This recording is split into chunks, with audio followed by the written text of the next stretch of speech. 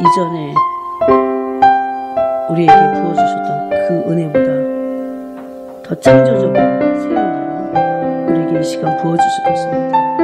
그래서 그 하나님 앞에 더 우리가 친밀할 때 우리의 영혼이 진짜 평안과 기쁨을 누릴 줄 믿습니다. 같이 사모하는 신문으로 기도하겠습니다.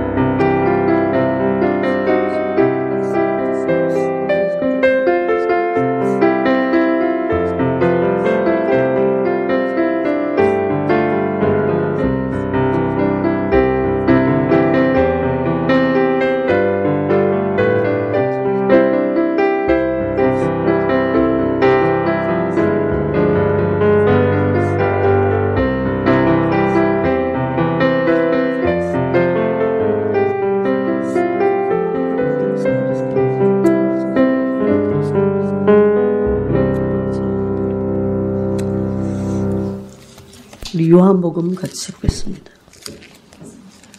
요한복음 4장 보겠습니다.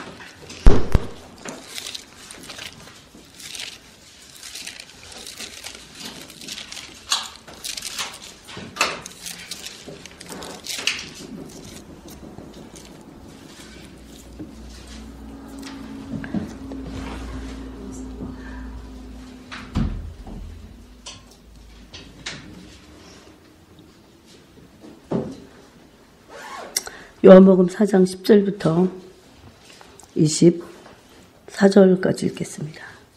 10절부터 요한복음 4장 10절부터 거기 달랑 나눠준 26절까지 우리 천천히 한 목소리 읽겠습니다. 예수께서 대답하여 이르시되 내가 만일 하나님의 선물과 또 내게 물 좀 달라 하는 이가 누구인지를 알았더라면 네가 그에게 구하였을 것이요 그가 생수를 내게 주었으리라. 여자가 이르되 주여 물기를 그릇도 없고 이 물은 깊은데 어디서 당신이 그 생수를 얻겠사옵나이까. 우리 조상 야곱이 이 우물을 우리에게 주었고 또 여기서 자기와 자기 아들들과 짐승이 다 마셨는데 야곱이 야곱보다 더 크니까. 예수께서 대답하여 이르시되 이 물을 마시는 자마다 다시 목마르려니와 제가 주는 물을 마시는 자는 영원히 목마르지 아니하리니 내가 주는 물은 그 속에서 영생하도록 솟아나는 샘물이 되리라. 여자가 이르되 주여 그런 물을 내게 주사 목마르지도 않고 또 여기 물 길러 오지도 않게 하옵소서. 이르시되 가서 내 남편을 불러오라. 여자가 대답하여 이르되 나는 남편이 없나이다. 예수께서 이르시되 내가 남편이 없다 하는 말이 옳도다. 너에게 남편 5이 있었고 지금 있는 자도 내 남편이 아니니 내 말이 참되도다. 여자가 이르되 주여 내가 보니 선지자로소이다. 우리 조상들은 이 산에서 예배하였는데 당신의 말은 예배할 곳이 예루살렘에 있다 하더이다. 예수께서 이르시되 여자여 내 말을 믿으라. 이 산에서도 말고 예루살렘에서도 말고 너희가 아버지께 예배할 때가 이르리라. 너희는 알지 못하는 것을 예배하고 우리는 아는 것을 예배하노니 이는 구원이 유대인에게서 남이라. 아버지께 참되게 예배하는 자들은 영과 진리로 예배할 때가 오나니 곧 이때라. 아버지께서는 자기에게 이렇게 예배하는 자들을 찾으시느니라. 하나님은 영이시니 예배하는 자가 영과 진리로 예배할지니라. 여자가 이르되 메시아 곧 그리스도라고 하는 이가 오실 줄을 내가 아노니 그가 오시면 모든 것을 우리에게 알려주시리라. 예수께서 이르시되 내게 말하는 그라 하시니라. 아멘.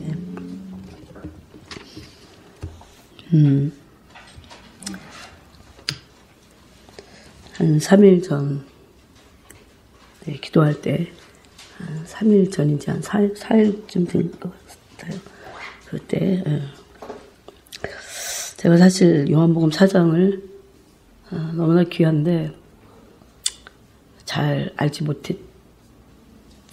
사실은 잘 알지 못해서 특별히 이게 참 성경은 그래서 이렇게 점진적으로 알려지는 말씀이라는 것을 알 수 있어요. 왜 점진적 계시가 필요하냐면 우리가 점진적으로 변화되어 가고 있기 때문에 한 번에 다 안다고 사람이 아는 것으로 바뀌지는 않은 것 같아요. 점진적으로 바뀌면서 그 계시도 점진적으로 우리에게 일어나는 것. 그것을 사실은 성령님의 열심입니다. 그래서 여러분이 늘 감사해야 돼요. 늘 그런데 목마르게 그분을 알고자 해야 그 계시가 계속 점진적으로 우리에게 더 깊이 그렇게 임합니다. 물론 지금 제가 이 말씀 안다고 다 아는 게 아닐 거예요. 그래서 제가 이제 이 계시가 저한테 왔어요. 처음에 뭐냐면 내가 하나님을 찾는 줄 알았더니 하나님이 어떤 사람들을 찾고 계신다는 것이 여러분은 이 말을 어딘가에서 또 들었을 거예요. 그죠? 그런데 얼마나 예배가 회복돼야 되고 그런 말씀을 한국교회가 또 좀 깨어있는 사람일수록 다 얘기합니다. 그리고 그 예배하는 자를 하나님이 찾는구나. 예배자를 찾는구나. 이렇게도 말하고. 근데 어쨌든 제가 예배자는 그 다음이고 하나님이 찾으신다는 것 때문에 내가 하나님을 찾는다고 일방적으로 항상 생각했는데 하나님이 나를 찾으실 때는 내가 하나님 찾는 열심보다는 훨씬 하나님은 정말 나를 찾으심에 있어서 신실하시고 정직하시고 그런 사람들을 찾으심에 있어서 신실하시다고 하는 것은 찾다가 안 찾다 그런 게 아니고 계속 발견될 때까지 찾고 계시는구나. 그 하나님이 누군가를 찾고 계신다는 것이 너무나 놀랍고 또 도대체 하나님 찾으신 사람들이 뭘까? 책 제목도 있잖아요. 하나님이 찾으시는 사람들. 홍성곤 목사님 책인가? 하여튼 있잖아요. 물론 책 제목은 좋은데 결국은 제대로 못 읽었어요. 그 책을. 근데 요새 주님께서 계속 그 빛에 대해서 말씀하시고 생명에 대해서 말씀하시면서 여러분이 계속 이것을 연결해서 오늘 이것을 밝히 우리가 함께 나눔을 통해서 이 빛이 동시에 함께 그 빛을 함께 나누는 그런 시간이 돼서 여러분들 동일하게 그런 기도 안으로 들어갔으면 좋겠다. 그런 생각이 너무나 간절합니다. 그래서 제가 계속 그게 저한테 이게 계속 꽂혔어요. 정말 그 빛과의 사귐이 생명과의 사귐이고 우리를 온전히 하는 것인데 그것과 하나님이 찾으시는 사람들이 영과 진리로 예배하는 사람들인데 예배자를 찾으신다 그 말도 정확한 말은 아니에요. 그죠? 많은 사람들이 어떻게 따지면 예배를 하긴 해. 예배 드리긴 드려요. 그런데 많은 사람들이 오늘도 이거 예배잖아요. 우리 그죠? 예배하는데 여러분 이 오후 예배에도 하나님이 찾으실까요? 사람을? 여러분 정말 그렇게 믿으십니까? 하나님이 얼마나 찾으실까요? 역대하에 보면 아사 왕이 범죄했을 때 그렇게 말합니다. 나는 온 땅을 두루 감찰. 여호와의 눈이 온 땅을 두루 감찰하사. 네. 그럼 그 말은 뭘까요? 하나님이 정말 찾고 계신다는 거죠. 그죠? 찾고 계신다는 거죠. 하나님이 그 온 땅을 두루 감찰하사 자기에게 전심으로 향하는 자. 자기에게 그렇게 표현되어 있죠. 자기에게 전심으로 향하는 자를 찾아서 능력을 주시고자 한다. 그렇게 되어 있어요. 그런 자에게 내가 능력을 줄 것이다. 찾으시는 하나님도 신실하게 찾고 계시지만 온 땅을 두루 감찰하시는 그 하나님의 눈에 발견되는 사람은 누굴까요? 하나님이 과연 찾아내는 사람 누굴까요? 여러분 한번 진지하게 여러분이 정말 진짜가 되려고 하면 다 이런 말씀이 꽂혀 있어야 돼요. 그런데 이런 표현들이 되게 심각하게 깊은 표현을 하고 계시다는 거. 하나님의 심정이 거기 그냥 대충 말하고 지나가는 말이 아니고 마음을 다 담아서 나는 진짜 그런 자들을 찾고 있다 라고 하는 그 하나님의 마음이 여러분의 심령 가운데 깊이 이렇게 다가오나요?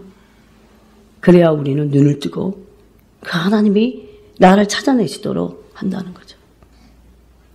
그러니까 찾고 계신 하나님도 신실하지만 하나님이 찾으시는 사람들은 그렇게 하나님을 전심으로 찾았다 안 찾았다 그런 사람이 아니죠. 그죠? 하나님이 찾고자 하는 그 사람도 신실하게 꾸준히 하나님을, 그게 정말 사랑이에요. 사랑은 그래서 신실합니다. 사랑의 속성 안에는 신실해요. 네. 그건 이미 진실한 믿음 관계에 있기 때문에 그래요. 그죠? 네. 그래서 우리가 하나님을 찾을 때도 끊임없이, 오전에도 그랬죠. 꾸준히 진실되이 찾아야 합니다. 왜 우리에게 어느 순간 그 주님의 빛 가운데 계신 그분이, 정말 빛 자체이신 그분이 우리에게 그렇게 온전하게 그분을 대면할 수 없을까요? 우리가 늘 신실하게 그분을 찾지 않기 때문에 그럽니다. 우리는 찾은 것만큼보다 더 몇 배로 은혜를 쏟고 있습니다. 여러분 한번 생각해 보세요. 내가 찾은 하나님을 난 찾았는데, 그러지만요, 내가 찾은 시간보다는 은혜를 쏟고 내 마음대로 살고 죄를 범하는 시간들이 훨씬 더 많습니다. 그래서 누가 이 싸움에, 이 직면한 싸움에서 신실하게 꾸준히, 오전에도 나눠드린 그 말씀대로 기도는 뭔가를 따내는 게 아니에요. 호흡이기 때문에 신실하게 그분을 그 기도로 대면하지 않으면 우리가 그 힘을 얻지 못해요. 신앙생활 할 힘이 없어집니다. 왜 사람들의 마음속에서 열정이 사라질까요? 왜 열정이 그렇게 꾸준하게 일어나지 않을까요? 제가 기도 생활을 해보면 알아요. 더군다나 이 마지막 때는 얼마나 싸늘하게 마귀가 그런 마음들을 퍼뜨리는지 모릅니다. 늘 기도에 깨어 있어서, 기도에 깨어 있어야 돼요. 기도에 깨어 있어서 늘 그분을 구하지 않는다면, 그 빛과 사귀지 않는다면 우리가 훨씬 어두워져서 열정은 온데간도 없이 사라집니다. 어쨌든 마음은 굳어져 버립니다. 특별히 마지막 시대에 이것이 특징입니다. 그래서 여러분은 정말 신실하게 주님을 찾아야 합니다. 그게 기도입니다. 여러분은 지금 이 말을 들을 때 그런 동의가 생기십니까? 신실하게 주님을 찾지 않으면 마음이 굳어지고 식어져서 그런 믿음의 생활을 할 수 있는 힘이 없어집니다. 우리 스스로는 그런 힘이 없어요. 그렇죠. 그래서 인본주의적으로 신앙생활을 할 수밖에 없어요. 아무런 힘이 없기 때문에. 사랑은 그래서 원래 신실해요. 신실하게 늘 변함없이. 변함이 없는 게 사랑입니다. 그렇죠? 사랑을 말씀하실 때도 그랬죠. 늘 변함이 없는 게 사랑이에요. 늘 꾸준한 게 사랑입니다.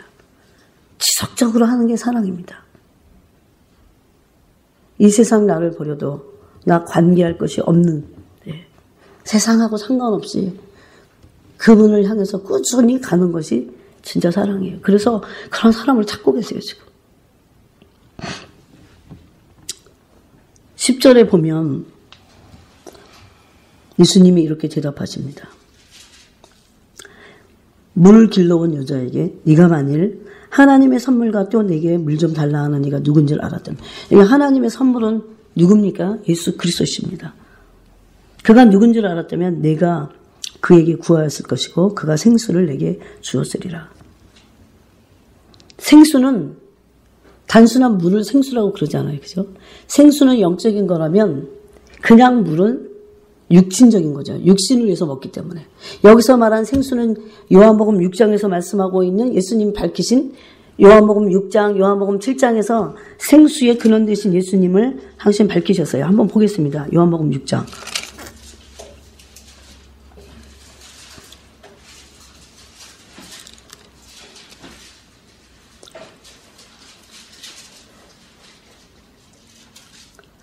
생명의 떡을 말씀하실 때 목마르지 않는다는 말씀을 하셨어요. 그게 35절입니다. 한번 읽겠습니다.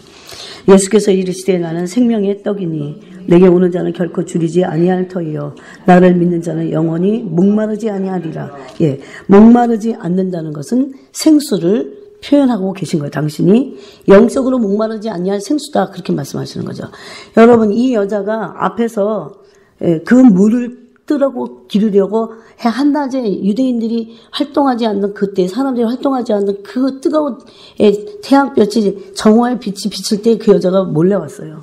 그러면 그 여자가 얻으려고 한 생수는 무엇입니까? 그냥 육신을 위한 그 물이에요. 오늘날 수많은 사람들이 육신을 위한 것, 영적인 것 말고 육적인 것을 구하고 있다는 것을 지금 사실은 10절에서도 말씀하고 있어요. 네.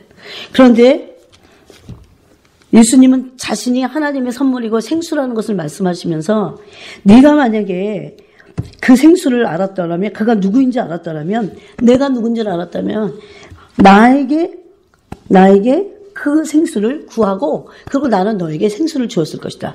그럼 예수님이 주시려는 것은 뭡니까? 영적인 거예요. 영원한 거예요. 근데 이 여자가 구하는 건 여지까지 뭡니까? 육적인 거예요. 육적인 거고 영원하지 않은 이 세상 것을 구하는 거죠. 네.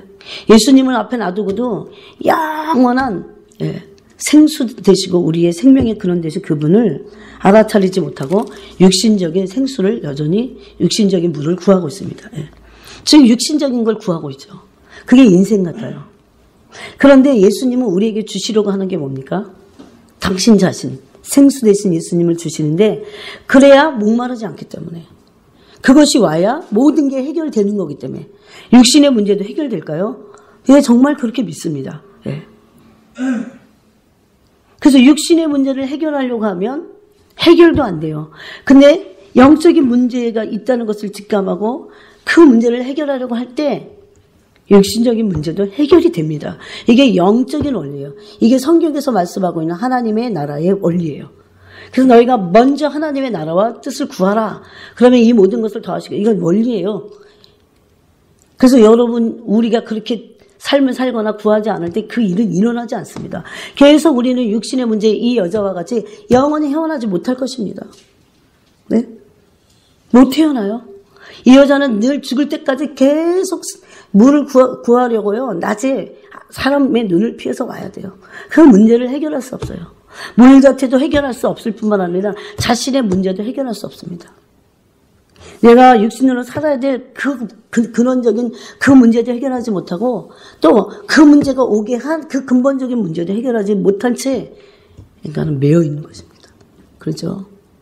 여러분은 분명히 성경을 통해서 지금 이것을 깨달을 수 있습니다. 그죠? 그 다음에 또 있습니다. 요한복음 7장을 보겠습니다. 그래서 예수님을 마시고 먹으라고 말씀합니다. 요한복음 7장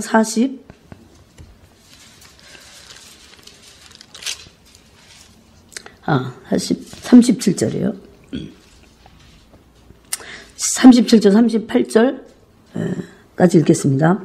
명절 끝날 곧 큰 날에 예수께서 서서 외쳐 이르시되 누구든지 목마르거든 내게로 와서 마시라. 나를 믿는 자는 성경의 이름과 같이 그 배에서 생수의 강이 흘러나오리라 하시니. 예. 그래서 늘 여러분 순서를 바꾸지 마시기 바랍니다. 이건 순서를 바꾼다고 하는 것은 내 존재의 동기가 발각되는 거예요. 영적인 것을 먼저 구하세요. 그것은 철칙입니다. 이건 원리예요. 우리가 아무리 그 원리를 바꾼들 그 원리대로 돼요. 그것은. 우리가 육적인 것을 먼저 구하고 영적인 것을 찾겠다고 하면 우리는 영원히 육적인 문제도 해결하지 못하고 영적인 문제도 해결하지 못할 것입니다. 그런 어리석은 허망한 내 뜻을 두는 미련한 마음이 어두워진 것이 인생이에요. 누구나 그렇습니다.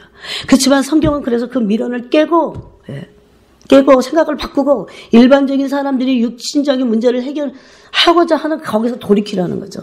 그래서 육신적인 문제를 먼저 해결하려고 하지 말고 영적인 문제, 하나님과의 문제를 먼저 늘 그것을 꾸준히 하고 그렇게 할 때 내가 그것을 해결하려고 육신적인 문제를 해결하려고 하지 않아도 그것은 저절로 된다는 것입니다. 그것이 성경이 말씀하고 있는 확실한 원리입니다. 우리는 아직도 이 말씀에서 자유롭지 못합니다. 뭔가 그렇죠. 왜냐하면 우리의 고집이 어두움의 고집이 강하기 때문이에요. 이 의지를 꺾고 결심하고 이젠 돌이키는 거예요. 그게 바로 회개입니다. 내가 이제 육신적인 문제를 해결하기 위해서 먼저 노력하지 않겠다. 내가 영적인 문제를 해결하겠다. 분명히 뭔가 문제가 있기 때문에 내게 걸림이 이것이 있는 것이다. 그리고 하나님은 그 순종 자체를 보십니다. 육신적인 모든 문제의 근거는 영적인 문제에 있어요. 근데 하나님은 그것을 진짜 우리가 바꿔서 육신적인 문제보다는 영적인 문제를 우선시 하는가를 보고 계신다는 거죠. 이 여자도 눈이 어두웠어요. 그저 육신적인 물만을 얻고자, 그죠? 그래서 이 여자가 아직도 못 깨닫는 것을 11절에서 알고 있어요. 예수님이 이미 10절에서 해답을 주셨습니다. 내가 너의 해답이다. 네가 영적인 것을 나를 통해서 공급받고 해결되면 너는 다 해결된 것이다. 그렇게 말씀하고 있는 거예요. 여전히 이 여자는 눈을 뜨지 못했습니다. 11절에 여자가 이르되 주여 물기를 그릇도 없고 맞습니다. 더 문제가 생긴 것 같습니다. 이 물은 깊은데 어디서 당신이 그 생수를 얻겠사옵나이까. 우리 조상이 야곱이 이 우물을 우리에게 주었고 또 여기서 자기와 자기 아들들과 짐승이 다 마셨는데 당신 야곱보다 더 크니까. 그들이 생각하는 그 위대한 믿음의 조상의 라인에 바로 연결된 그 이스라엘 이름이라고 하는 이름을 얻게 한 그 야곱을 위대하게 떠올렸어요. 이 사람이, 그 위대한 사람이 여기서 물을 얻었는데 그럼 생수를 주겠다고 하는 이 사람은 야곱보다 더 크냐? 이렇게 물어보는 거죠. 여러분, 이런 종교를 해결할 수 있습니까? 어떤 것으로도 해결할 수 없습니다. 이것은 진짜 야곱의 믿음을 지금 이 여자가 갖겠다, 그것을 지금 얘기하는 게 아니에요. 조상들이 믿었던 그 하나님, 그것이 근데 그 율법주의가 됐어요. 그래서 율법주의적인 어떤 조건들, 법률만 남아있어요. 그때 예수님이 13절에서 이 물을 마시는 자마다 다시 목마를 것이다. 그렇게 말씀합니다. 예수님이 계속 해답을 주시는 것입니다. 여러분이 육신의 문제, 육신의 것을 계속 영적인 것을 제쳐두고 육신의 것을 만약에 계속 먼저 한다면, 먼저라는 단어 굉장히 중요합니다. 하기는 하는데 항상 먼저예요. 육신적인 건 항상 먼저예요. 그러면 안 되는 거예요. 이미 그건 끝난 거예요. 이미 그 게임에서 끝난 거예요. 그거는 불순종한 거예요. 내어줄 걸 내어주면 안 됩니다. 그래서 먼저 영적인 것을 해결해야 합니다. 영적인 것에 집중을 해야 합니다. 그래서 계속 육신적인 것을 해결하고 그것을 따라갈 때 다시 목마르게 됩니다. 다시 목마르게 됩니다. 주님은 절대 포기하지 않으십니다. 주님을 우리가 바꿀 수는 없습니다. 왜냐하면 그건 진리이기 때문입니다. 다시 목마르게 되어 있어요. 여러분의 삶을 한번 비춰보시기 바랍니다. 내가 왜 육신적인 문제도 해결 안 되고 계속해서 목마른가? 사실은 육신적인 문제가 해결됐다고 해서 목마름이 없어지는 것도 아니에요. 해결해서 보면 다시 목말라. 그래서 그것은 이렇게 하든 저렇게 하든 계속 목마를 수밖에 없다는 것입니다. 여러분 그것을 인정하십니까? 네, 맞습니다. 육신의 어떤 물을 구하고자 할 때는 다시 목마르게 되어 있어요. 이것은 영적인 원리고 법칙이라는 것입니다. 14절에 다시 또 답을 하십니다. 내가 주는 물을 마시는 자는 영원히 목마르지 아니하리니. 우리는 예수님을 믿음으로 성령으로 거듭나서 이제 생수의 근원 되신 예수님 만났어요. 그 생명이 아들 안에 있던 생명이 그 생수가 우리 안에 들어왔어요. 생수는 성령을 가리킨다. 요한복음 7장에서 말씀하고 있죠. 우리가 읽지 않았지만 39절에 이는 그를 믿는 자들이 받을 성령을 가리키십니다. 이렇게 말씀했습니다. 그런데 성령께서 오셔서 우리를 거듭나게 하사 예수님 안에 있는 생명이 우리에게 들어오고 그 예수님 안에는 생수가 성령을 통해서 우리에게 흘러들어오고 있어요. 지금. 그런데 그 한 번의 한 사건으로, 이례적인 사건으로, 신분이 변화된 사건으로는 절대 우리가 목마름을 영원히 해결할 수는 없습니다. 우리는 죄의 성품을 가지고 있기 때문에 계속 생수의 근원 되신 예수 그리스도로부터 이 목마름을 해결해야 합니다. 계속 그분에게 우리의 영혼의 뿌리를 대고 있어야 합니다. 이거는 꾸준히 지속적으로 언제까지요? 그분을 만나 뵐 때까지 계속해야 합니다. 근데 이런 게 있어요. 제가 해보니까 저는 지금 제 경험을 어느 정도는 말씀드리고 있는 거예요. 근데 이게 너무나 성경적이라는 거. 계속 할 때요. 세대가 훨씬 악하니까 그 악을 이길 수는 있어요. 그런데 처음에는 겨우 그 수준이었어요. 어떨 때는 그 수준도 안 될 수도 있어요. 근데 계속 그분을 찾는 게 얼마나 중요한지 모릅니다. 그렇게 될 때 실체적으로 내 안에 있던 그 어둠의 문제들이 결국은 그게 문제였어요. 그것이 해결이 되면서 바깥에 어떤 문제가 생겼을 때 요동치 않게 되는. 이거는 옛날에 내가 요동했는데 훨씬 점점 나아지고 있는. 네? 여러분이 세상으로 나가서 하는 청년들이 어떻게 이 세대를 감당하고 살을까 그런 생각이 들어요. 심령은 약하고 연단은 안 됐는데 세상은 너무 악독하고 세상은 너무 무섭습니다. 무섭다고 하는 말은 마귀가 가만두지 않는다는 거죠. 넘어뜨리고 유혹하고 사람의 영혼들을 유린하고 갈취하고 도둑질하고 죽이고 멸망시키려는 건데 그때 믿는 연단도 되지 않은 청년들이 어떻게 할 건가 도대체. 그것이 주님을 구하셔야 됩니다. 계속해서 구하는 모든 과정을 계속 가셔야 돼요. 어느 날 아침에 한꺼번에 5, 6단계를 점프할 수는 없어요, 여러분. 이게 문제죠.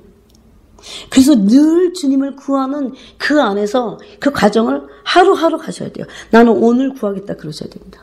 오늘 그분을 간절히 구할 것이다. 오늘은 오늘에 구할 그분을 구하셔야 됩니다. 사람들은 이것을 계속 육신의 문제는 먼저 급하니까 막 해결을 해요. 하나님을 만나는 거 다 제쳐두고 이게 문제라는 거죠. 절대 해결하지 않습니다. 절대 해결될 수 없고 계속해서 영혼도 목마르고 육신의 삶도 말라버리게 되어 있어요. 목마르게 되어 있어요. 이것이 열쇠예요. 이것이 키예요. 그런데 오전 말씀하고 똑같아요. 조금 해보고 잘 안 되니까 급해서 기다리지 못합니다. 하나님을 즉 믿지 못해요. 이분이 해결해 줄 수 없을 것 같아. 나하고는 이분의 전능하신가는 상관없는 것 같아요. 그렇지 않습니다. 그래서 꾸준히 계속해서 이 길을 가야 합니다. 때로는 이게 그래서 우리에게 십자가일 수 있어요. 계속 그분을 찾아야 되는 것이 그죠? 나의 본성의 자아, 조급하고 그런 나를 꺾고 십자가의 길을 가야 되죠. 근데 실제적으로 이 삶이 깊어질 때 나도 모르는 사이에 빛과 사귀기 때문에 어둠이 계속 빠져나가기 때문에 그 다음에 어떤 삶들이 기다리냐면 그 바깥에 어떤 문제가 왔을 때 그것이 나에게 큰 문제가 안 돼요. 안 다가와요. 그럴 수 있습니까? 누가 나를 죽이려고 하는데 죽이려고 하는 게 하나도 안 무서워. 그럼 누가 이긴 겁니까? 안 무서워하는 내가 이긴 거예요. 칼자루를 내가 쥐고 있는 거예요. 그래서 나를 찌르려고 하는 사람이 그 칼을 던져버릴 것입니다. 못 찔러요. 실질적으로 영적인 세계에서는 이런 일이 가능합니다. 그리고 중요한 건요. 그래서 빌립보서 말씀이 맞아요. 아무것도 염려하지 말고 오직 모든 일의 기도와 간구로 너희 구할 것을 염려가 있으니까 그걸 구하라는 거죠. 감사함으로 내가 염려해야 될 게 구해야 될 거예요. 물론 그것만 구해야 되는 거 아니지만 그런 것도 구하라는 거죠. 그죠? 모든 지각에 뛰어난 하나님의 평강이 너희 마음과 생각을 지키시리라. 맞습니다. 그래서 마음과 생각이 지켜지기 때문에요. 아무것도 겁이 안 나. 지금 당장 문제가 생겼는데 아무것도 나에게 걸림이 안 돼. 이게 내 존재가 바뀐 거죠. 하나님은 우리에게 주시려고 하는 게 그 존재의 변화예요. 그래서 계속 우리의 지각을, 마음을, 심령을 그래서 연단하시는 거죠. 어떤 일이 생겨도 겁나지 않는 거죠. 여러분 어떤 사람들이 어떻게 순교합니까? 죽음의 두려움보다 순교하고자 하는 그 사랑이 그 두려움을 덮어버리는 거죠. 극복해버린 거죠. 나는 그런 사람들이 순교하는 거라고 생각해요. 죽기를 막 한 번만 살려주세요. 그러다 목 잘린 거 그건 순교 아니에요. 그걸 누가 순교라고 합니까? 그냥 잘린 거지. 자기는 안 죽고 싶었잖아요.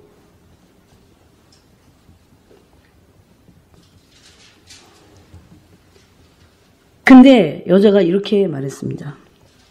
그래서 예수님이 여기 14절에서 해답을 하고 계세요. 내가 주는 물을 마시는 자는 영원히 목마르지 아니할 것이다. 어떻게 해서 영원히 목마르지 않을 수 있을까요? 계속 그분의 생명의 그런 뜻이 그분의 내 영혼이 이렇게 완전히 이렇게 연결돼 있어요. 그게 포도나무 나무와 가지의 비유예요. 가지가 떨어져 있지 않고 계속 그 나무에 붙어 있는 상태. 그래서 공급을 계속 받으므로 영원히 목마르지 않은 거죠. 제가 이것을 누가 질문했을 때 대답을 못했다고 그랬잖아요. 나는 계속 목마른 거야. 왜 그런지도 모르는 거예요. 나는 믿는데 왜 이렇게 맨날 목마르냐? 왜 그럴까요? 떨어져 있는 거죠.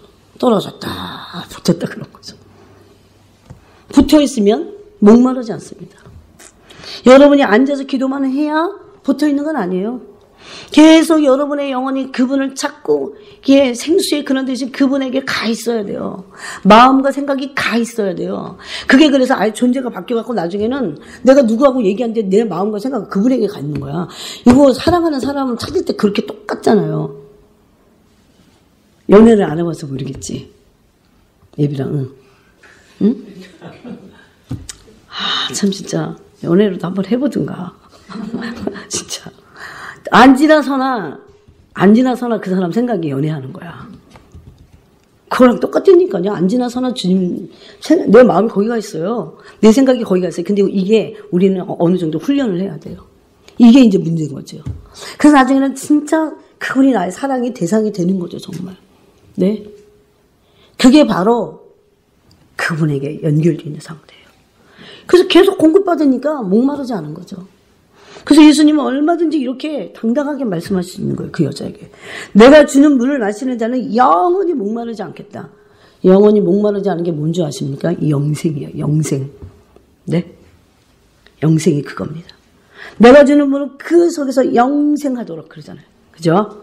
그 속에서 영생하도록 솟아나는 샘물이 되리라. 그러면 영생하도록 솟아나는 샘물의 그런 대신 주님과 연결되어 있지 않은 사람들은 자칫 잘못하면 그냥 살다가 큰일 납니다. 이건 지금 영생에 대한 것을 또 이렇게 말씀하신 거예요. 여러분은 오늘 요한복음 4장 14절을 외우시면서 암송하시면서 어디다가 써붙여 놓으시고 네, 내가 주는 물을 마시는 자는 영원히 목마르지 않는다. 영원히 목마르지 않기 위해서는 영생하시는 그분과 내가 연결돼 있어야 돼. 늘 우리 안에서는요 그걸 거부하는 죄성이 있다니까요. 믿음이 좋은 것 같아도요, 우리 안에 죄성은요, 누구나 똑같아요. 근데 이 죄성을 누가 많이 꺾었느냐? 그래서 영생이 얼마나 영원한 생명으로 충만하냐? 그게 성령 충만이에요. 여자가 아직도 못 깨닫고 있어요. 15절에 보니까. 주여, 그런 물을 내게 주사, 목마르지도 않고, 또 여기 물기를 오지도 않게 없어서, 이 말이 아직 이 여자가 깨닫지 못해. 아직도 여전히 육적이야. 전 그 문제를 해결해 주셔서 내가 여기 대낮에 이거 오기 싫은데 오지 않게 해주세요. 여전히 육적인 거죠. 얼마나 사람들이 눈이 어둡고 마음이 어두운지 몰라요.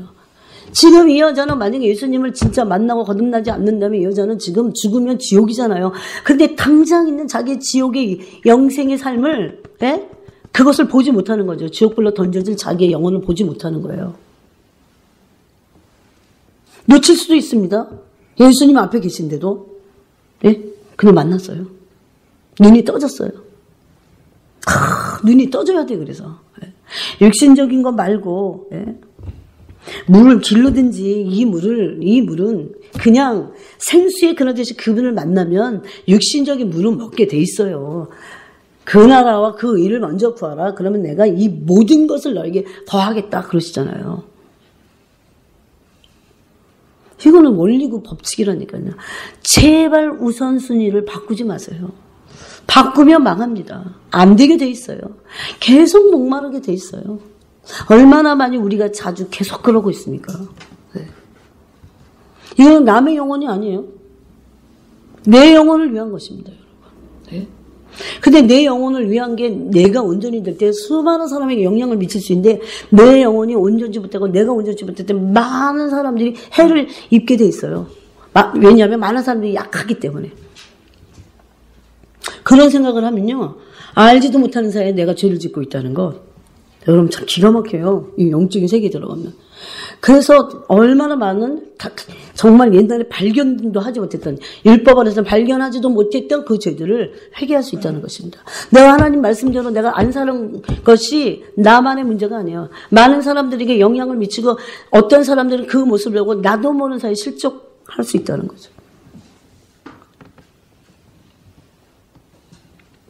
예수님은 가서 내 남편을 불러오라 그랬어요.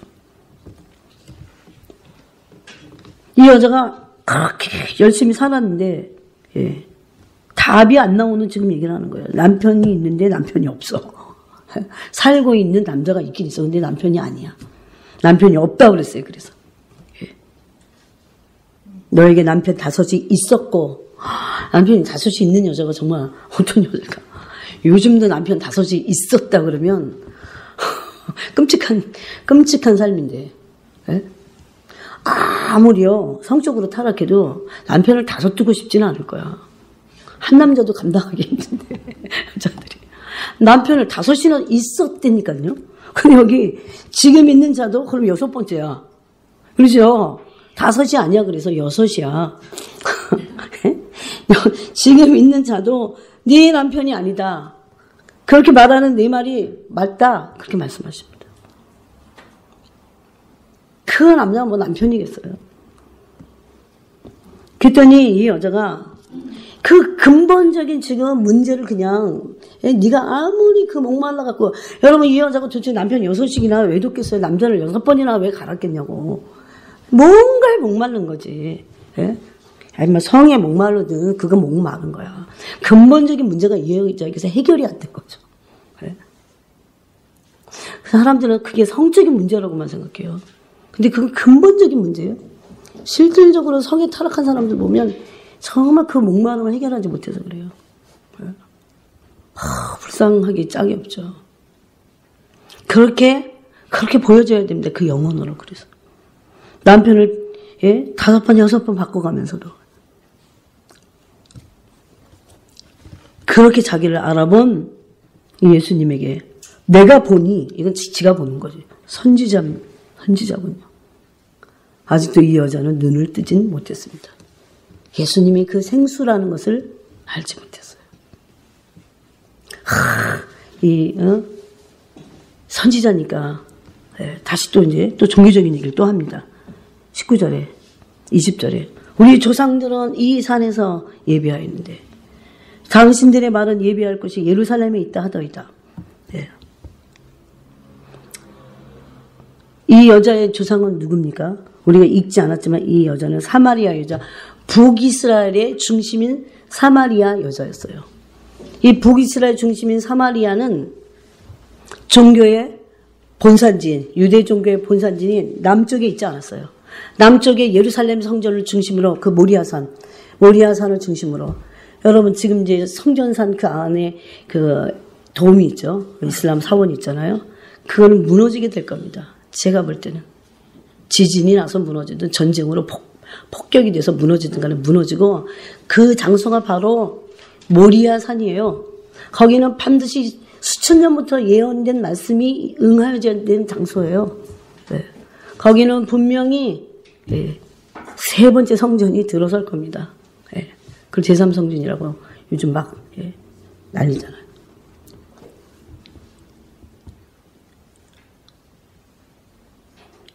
그들이 말했던 이 산은 종교적인 산이에요. 유대 종교의 산이에요. 그리심산이죠. 그죠? 예루살렘에서도 말고 예수님이 이 산에서 예배하였는데 우리 조상들은 당신들의 말은 여기 이건 지금 정통 유대인들 말이에요. 남쪽 그 유대 종교의 중심지인 남쪽에 있었던 그 사람들의 말은 왜냐하면 이게 여로보암 1세 때 이 종교가 이 나라가 완전히 갈라지면서 종교도 살짝 북쪽은 변형이 일어났죠. 변질이 일어났죠. 예배할 곳이 예루살렘에 있다 하더라도 당연하죠. 예. 그런데 이렇게 맞는 말도 이건 종교적이라는 거죠. 여러분 그런 종교를 가지고 이런 종교적인 것을 가지고는 생수의 그런 대신 주님을 만날 수 없어요. 아무리 토라를 많이 한다고 생수의 그런 데는 주님을 만날 길은 없습니다.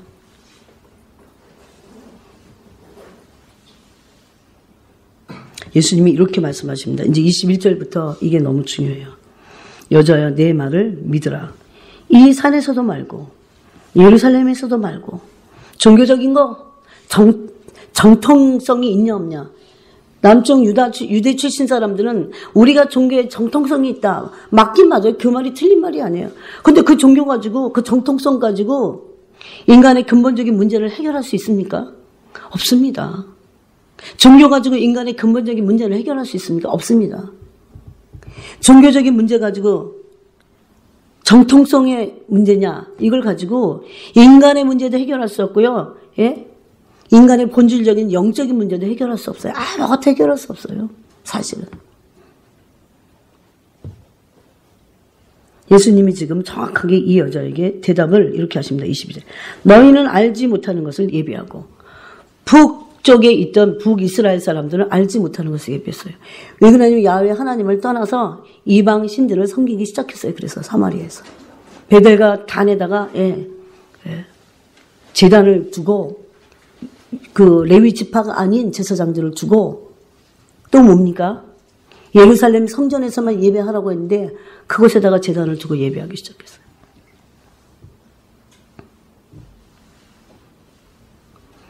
그래서 알지 못하는 것을 예배한다고 그랬어요. 이방 신들을 섬기고 있으니까.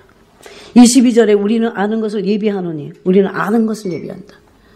여러분 하나님은 알고 우리가 예배하는 거예요. 하나님을 알기 전에 하나님을 온전히 예배할 수 없습니다. 이는 구원이 유대인에게서 남이라. 맞습니다. 네.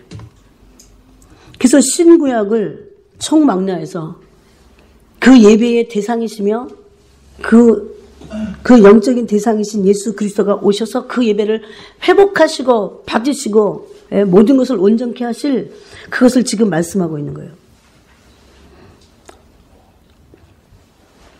23절을 한번 읽어보겠습니다. 23절, 24절 다시 한번 읽어보겠습니다. 아버지께 참되게 예배하는 자들은 영과 진리로 예배할 때가 오나니 곧 이때라. 아버지께서는 자기에게 이렇게 예배하는 자들을 찾으시느니라. 하나님은 영이시니 예배하는 자가 영과 진리로 예배할지니라. 여기 지금 중요한 단어가 예배인데 예배보다 더 중요한 단어는 영과 진리라는 단어입니다. 23절에도 영과 진리로 예배할 때가 곧 지금이다 그렇게 말씀하시고 24절에서도 하나님은 영이신데 그럼 어떻게 예배할 것인가? 영과 진리로 예배해야 되고 하나님은 영과 진리로 예배하는 자들을 찾으신다 그럽니다. 이거는요 마지막 시대에 엄청난 해답이에요. 하나님은 이런 사람을 지금 찾고 계십니다. 영과 진리로 예배하는 자들을 찾고 계세요. 그럼 영과 진리로 예배한다는 것이 무엇입니까? 영은 뭐예요? 영은 예배할 때 하나님의 말씀을 들을 때에 예배의 모든 것에 기도할 때 지금의 예배들은 참 영으로 예배하기에 마땅치 않습니다. 사실은. 그런데도 불구하고 성령이 역사하심으로 우리의 온 영이 그분께 관심을 두고 영이신 그분을 예배 가운데 만나야 돼요. 영이 영으로 임하셔야 됩니다. 말씀이 영으로 기도도 영으로 찬양도 영으로 이게 영으로 예배하는 거예요. 만약에 그러지 않는다면 하나님은 그런 예배를 받지 않으시겠다는 거예요. 그건 예배가 아니기 때문에. 예배란 뭐냐? 영으로 하는 거다 그거예요. 왜 그렇습니까? 하나님은 혼이 아니고 영이시기 때문에. 그래서 우리가 거듭난 자만 그래서 예배할 수 있어요. 왜? 영이 거듭났기 때문에. 거듭난 자만 예배합니다. 그래서 믿지 않는 사람들하고요 예배하려고 그러면 그 사람은 예배를 하는 게 아니에요. 그냥 구경하고 그러고 가만히 앉아 있는 거죠. 그런데 오늘날도 교회 와서 예배하는 사람 중에 예배를 하는 게 아니라 예배를 보고 있는 사람이 있어요. 예배를 봐. 어떻게 보면요 굉장히 두려운 일이에요. 예배라는 단어를 한번 보겠습니다. 프로스퀴네오. 프로스키네오라고 하는 단어를 갖고 있어요. 헬라어죠. 프로스키네오. 요즘은 막 그리거를 막 쓰더라고요. 간판들도. 저건 또 뭐냐. 카라 뭐 이래갖고. 카라가 뭔지 아십니까? 헬라어로요. 그리거죠. 그러니까 무릎을 꿇다 그거요. 그게 역어예요. 그러니까 예배하다 프로스키네오의 역어예요. 그러니까 그 프로스키네오에서 그 뜻에서 카라라는 단어도 함께 쓰인다는 거죠. 네? 그럼 한번 함께 쓰이는 단어를 볼까요? 프로스키네오의 가장 결정적인 그 단어의 의미가 입맞추다 그런 뜻이에요. 여러분 근데 신에게 입맞출 때 아니면 자기가 정말 존경하는 대상에 입맞출 때는 어디다 입을 맞춥니까? 아니야. 진짜 존경할 때 거의 발에다 합니다. 예, 발에다 해요. 예.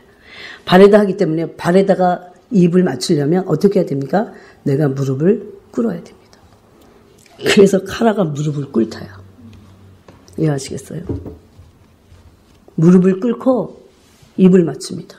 근데 거기는 마음이 전혀 아무런 감동이 없는데 무릎을 꿇고 입을 맞출 수 있을까요? 그렇지 않습니다. 입 맞추다라고 하는 것은 그런 데서 출발이 됐지만 거기는 엄청난 경의와 사랑과 존경과 모든 걸 다 포함한 거죠. 그죠? 그래서 무릎을 꿇고 그의 발은요 어떻게 보면요 가장 사람의 신체 부위 중에 가장 어떻게 보면 낮은 거예요. 더러운 곳이죠. 그죠? 네. 근데 거기다가 입을 맞추는 거예요. 이것은 경외심뿐만 아니라 겸손을 표현합니다. 그죠? 겸손. 네. 극한 겸손을 표현할 때 무릎을 꿇고 입을 맞추는 것입니다. 누가 그랬습니까? 옥합을 깨트린 여자가 무릎을 꿇었어요. 예수님이 이렇게 그냥 앉아 계시지 않았겠어요? 무릎을 꿇고 그분의 가장 그 발에다가 입을 맞췄습니다. 이것은 그래서 자신을 엎드리는 상태를 얘기해요. 이게 예배입니다. 그래서 영으로 예배한다고 했을 때 그런 마음으로 예배하는 것입니다. 즉 경외심과 겸손. 아무리 내가 마음이 상해 있어도 주님께 와서 그 경외심을 주님을 경외할 수 있도록 그 마음을 회복해달라고 간절히 구하셔야 됩니다. 우리는요 예배하는 게요 이거 다 나중에 정말 하나님께 다 징계의 부분이에요. 그 경외를 받으시기에 합당하신 그 이름 앞에 우리가 경외하지 않는 거, 겸손히 무릎을 꿇고 그분에게 입맞추지 않는 그 예배는 예배의 어원이 그거니까. 그 늦게 오면 안 돼요. 그냥 단순히 종교적으로 늦게 오면 안 됩니다. 시간을 맞춰야 됩니다. 인간이 그냥 시간 맞추기 위해서요. 아니에요. 이런 경외가, 이런 겸손이 그분을 향해 있어요. 그래서 이것은 내적인 태도예요. 그죠? 내면의 태도예요. 그분을 향해서 겸손과 그런 사람이 회복되지 않을 리가 없습니다, 여러분. 예? 그런 사람이 심령이 회복되지 않을 리가 없습니다. 대부분 그러지 않기 때문에 계속 아무리 1년 12달 예배를 드려도 회복이 잘 안 되는다는 거죠. 그래서 거기서 이 프로스키네오 입맞추다에서 첫 번째 카라 무릎을 꿇다 그 말씀이 나왔어요. 그 다음에 실제적으로 나샤크라는 입맞추다라는 말이 있어요. 나샤크. 예. 이건 다 헬라어는 아니에요. 이거는 이제 히브리어예요. 히브리어. 예. 카라도 히브리어, 나샤크도 히브리어, 다 히브리어예요. 또 이제 구약적인 의미 이게 그러니까 주아라는 주아 그거는 부들부들 떠는 걸 말해요. 부들부들 떨다가 부들부들 떨다가 주아인데 전율을 하는 거죠. 여러분 하나님의 경외심을 영으로 경험하게 될 때 전율을 느끼는 거예요. 그런 예배를 드려봤습니까? 전율을 떠는 예배를 드려봤습니까? 아니 공예배 때만이 아니라 삶의 한복판에서 그분의 말씀을 대면할 때 부들부들 떨 정도로 전율을 느낀 적이 있냐고. 이게 예배라니까요. 졸면 안 됩니다. 그래서 막 떨리는 거예요. 이게 왜? 영이 들어갔기 때문에. 영이 영을 만났기 때문에. 그래서 그 영으로 예배하는 자들을 하나님이 찾으신다고요, 지금. 그 말의 의미예요. 그래서 말씀이 영으로 가야 되고, 기도할 때도 영으로, 기도해야 되고, 예배의 모든 순서가 드려질 때, 공예배뿐만 아니에요. 근데 이것은 여러분. 나 새로 해야 되네. 네, 새로 하겠습니다. 간단히. 그 다음에 세기르라고 하는 단어가 있어요. 여러분 이거 적어놨다가 아는 척 하세요. 잘난 척. 이거는 왕 앞에 예의를 표하는 걸 말해요. 왕 앞에 신하가 예의를 표하는 거예요. 여러분, 하나님은 어떨 때는 황제만도 못하신 것 같아요. 우리의 하나님은 황제만도 못해요. 여러분, 황제 앞에 갈 때요, 황제 앞에 가는 길이 금방 못 가. 황제는 왜 이렇게 빨리 보좌가 딱 있어갖고, 황제 앞에 갈 때, 왕을 아련할 때 가는 길이요, 엄청 길어요. 황제일수록. 압니까, 그거? 쭉 해서 가야 돼요. 그 길을 예수님이 십자가로 완전히 열어놓으셨는데, 빨리 들어가는 건 좋습니다. 그렇지만 황제를 아련하는 그런 수준의 그 주님을 향한 그 예를 갖추고 예의 마음이 있는 거죠. 그 월십, 경외심이 있냐는 거죠. 마음을 찢어야 됩니다. 그래서 찢어달라고 해야 돼요.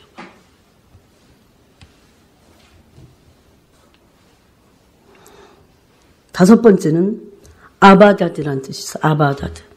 이것도 다 구약의 용어예요. 이건 그러니까 이제 히브리어죠. 히브리어. 아바다드. 섬기다. 여러분, 이사야서 6장에 보면요, 천사들이 스랍들이 모셔서 섬기는 장면이 나와요. 찬양하면서, 화답하면서. 그 이름에 합당한 영광을 올려드리는 거예요. 찬양. 최고로 어떤 것보다도 하나님을 섬김에서 최고입니다. 찬양 시간에 여러분 빠지지 마세요. 꼬박꼬박 찬양을 통해서 하나님께 그 이름에 합당한 영광을 올려드림으로 섬겨야 됩니다. 그래서 그게 예배예요. 그게 예배예요. 여러분이 예배 도중에 찬양하는 모든 것들을 그렇게 섬김으로 올려드려야 돼요. 이건 영의 지식이에요. 이 지식도 여러분이 갖고 있어야 됩니다. 다시 해보겠습니다. 첫 번째, 예배라 뭐라고요? 프로스큐네오, 입맞추다 라는 뜻이 있어요. 입을 맞출 때는 가장 존경스러운 사람이 입을 맞출 때는 어디다 맞춥니까? 발에다. 그래서 발에다 맞추려고 엎드리는 거예요. 엎드리는데 무릎을 꿇습니다. 무릎을 꿇어서 엎드려서 고개를 숙이잖아요. 여기 처음 이렇게 자막 들 때 왜 그 예배하는 모습 나오죠? 이렇게 하는 거. 그게 예배예요.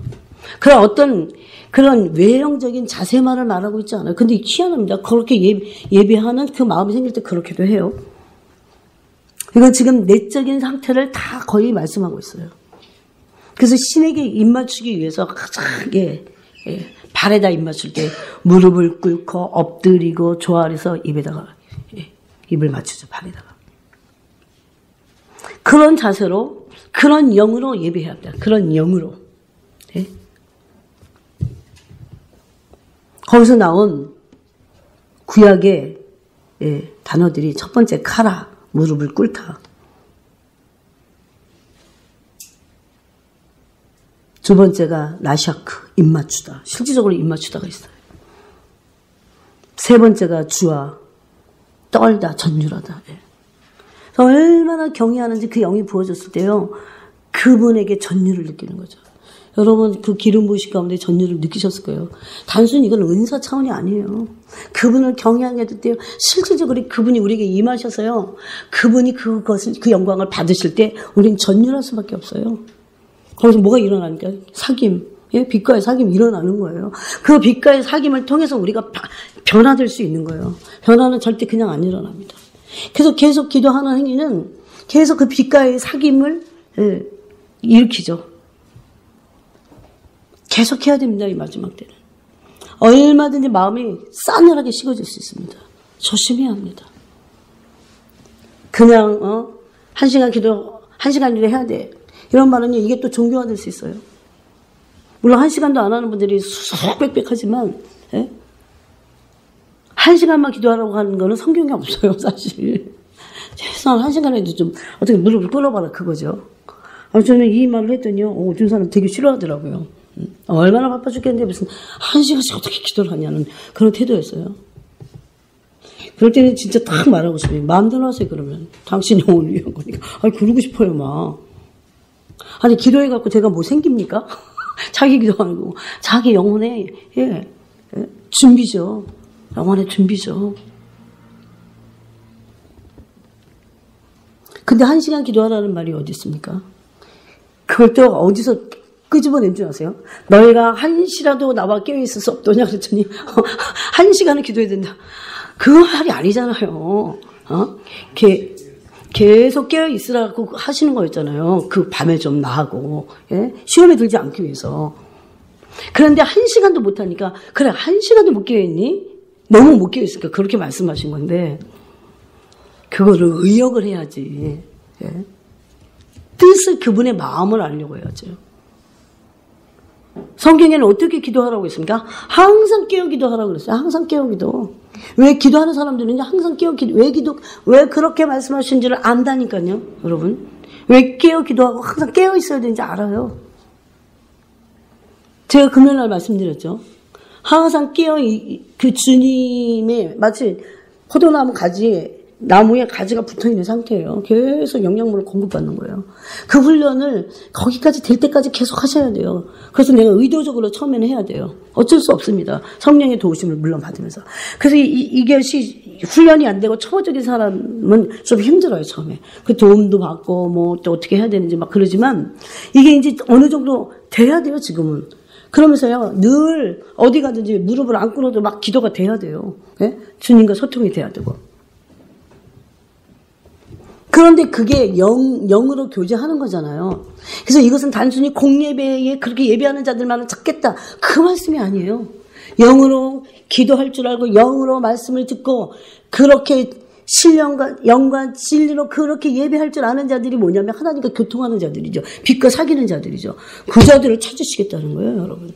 단순히 물론 공예배 때 우리가 왔을 때 그런 예배를 하나님께 올려드려야 됩니다. 아까 같이. 예? 여러분은 그렇지만 항상 마음이 내적인 그 마음의 그 상태가 태도가 항상 주님을 경외심을 갖고 겸손합니까? 그게 바로 예배하는 자의 자세거든요. 그분을 항상 그분에게 낮게 그분의 발에 입 맞추고 경의를 표하고 존경하고 그분을 사랑하고 그런 마음의 태도가 있냐는 거죠. 이게 예배하는 자의 삶이에요. 이게 예배예요.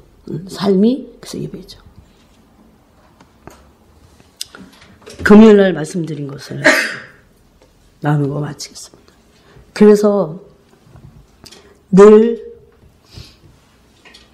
요한 1서 1장에 보면 하나님은 빛이시라고 그랬어요. 그에게는 어둠이 조금도 없으십니다. 근데 성경은 우리가 그 예전에는 어두웠다 그럽니다. 빛 대신 주님을 통해서 우리는 생명을 이제 얻게 됐습니다.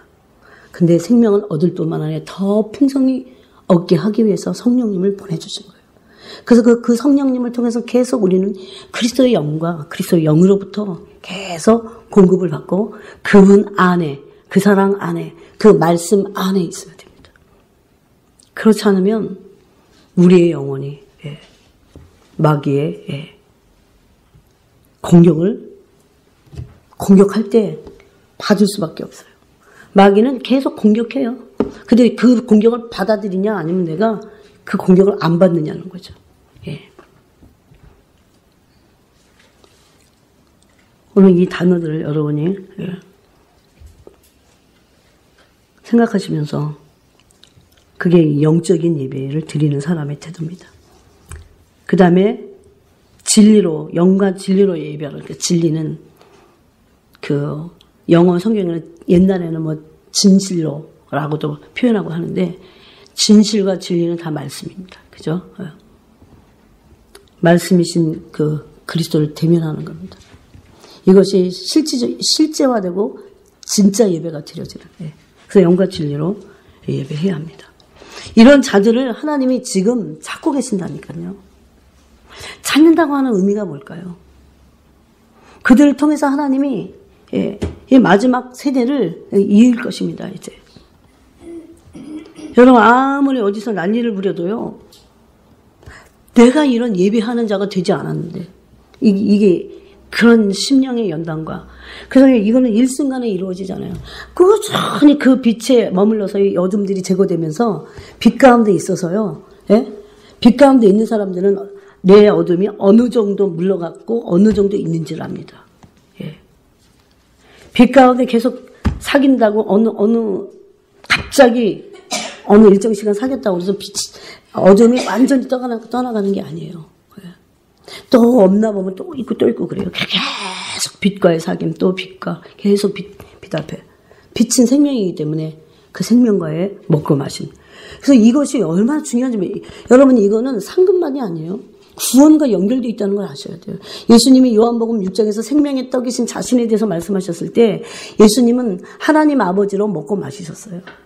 너무나 분명하게 말씀하셨어요. 예수님도 육체를 가지고 계셨을 때 하나님 아버지를 먹고 마셨어요. 즉 하나님 안에 있는 그 생명을 먹고 마셨어요. 성령을 한량없이 부으심을 받아서 그분을 먹고 마심으로. 그래서 예수님이 그렇게 표현합니다. 내가 아버지로 말미암아 사는 것과 같이 그렇게 말씀합니다. 너희도 나로 말미암아 살아라. 나로 말미암아 산다는 게 그 요한복음 6장에서 뭐라고 하십니까? 내 살을 먹고 내 피를 마시는 것이다. 내 살을 먹고 내 피를 마시는 자는 그 안에 영생이 있다. 그렇게 말씀합니다. 그래서 지금 구원과 연결되는 거예요. 우리가 만약에 24시간을 잘 때도 영적인 주님과의 사귐이 있어야 돼요. 그러지 않는다면 공격을 받습니다.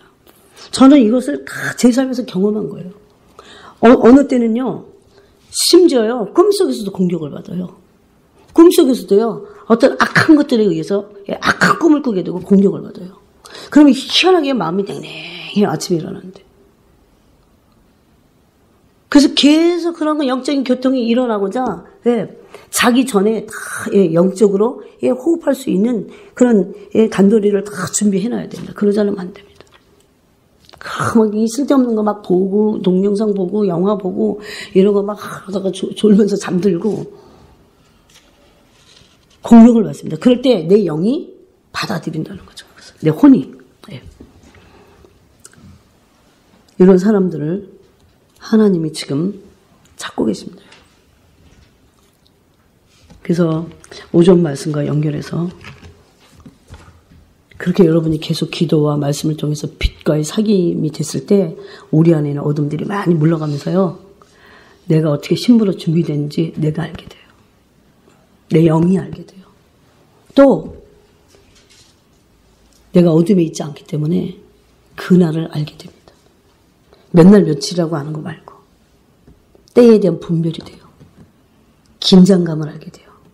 하늘에서 지금 어느 정도로 지금 긴박한지 알게 돼요. 이 날에 대해서. 그래서 크고 두려운 날이라고 됐어요. 근데 또 한편은 그 날을 뭐라고 부릅니까? 영화로운 날이다 그랬어요. 신부들에게는 영화로운 날이고 준비되지 않은 사람들에게는 크고 두려운 날입니다. 여러분. 하나님이 두렵다고 했으면 두려운 날인 거예요. 그래서 빛과의 사귐을 하지 않으면 우리는 신부로 준비될 수 없고 그렇다면 어두워서 그 날을 알 수 없기 때문에 준비할 수 없기 때문에 그날이 어떻게 됩니까? 도적같이 옵니다. 감지를 못하는 거예요. 왔는데도 한 달 전인데 감지를 못해. 어두워서. 이 어두우면 어떻게 해결됩니까? 빛과의 사귐 외에는 불가능합니다. 하나님이 이런 지금 예배자들을 찾고 계신다는 것입니다. 그래서 오늘 말씀을 생각하면서 우리가 같이 간절히 기도하겠습니다. 요한계시록 19장에서는 아내가 스스로 자신을 준비한 자들에게 세마포 옷이 입혀지도록 허락받았어요. 내가 입는 게 아닙니다. 말씀 그대로 될 것입니다. 여러분이 스스로 성령께 여러분을 준비해 주시도록 그렇게 결단하고 그렇게 하지 않으면 안 됩니다. 그래서 아까 말씀대로 육신적으로 생수를 얻겠다고 하는 이 사마리아 여인처럼 그런 우선이 중요해요. 우선 그렇게 하면 안 됩니다. 영원히 목마를 겁니다. 그러면 생수 대신 영적인 일을 먼저 해야 돼요. 순서를 바꾸지 마시기 바랍니다. 그래야 확보하시고 그 시간들을 확보하시고 그 시간들을 우선순위를 정하고 하시지 않으면 여러분 이 세상이 얼마나 지금 번영과 이런 것들을 번성을 위해서 얼마나 빠르게 지나가는 거 아세요? 마지막 시대의 특징이 빠른 거예요. 사람들이 막 빠르게 미쳐서 막 이러고 가고 있어요. 나를 스톱을 하지 못해요. 시간을 스톱하지 못해요. 그래서 성경에는 에베소서에 기회를 세월을 아끼라고요. 찬스 기회를 그 시간들을 잡으라는 거예요. 그 내가 대가를 지불해서 스톱하고 내가 가던 길을 스톱하고 확보를 하는 거죠. 시간들을. 그러지 않으면 우리는 게으르고 새벽같이 날 때도 게으르고 악한 종이 되어 버림받을 것입니다. 여러분. 같이 기도하겠습니다.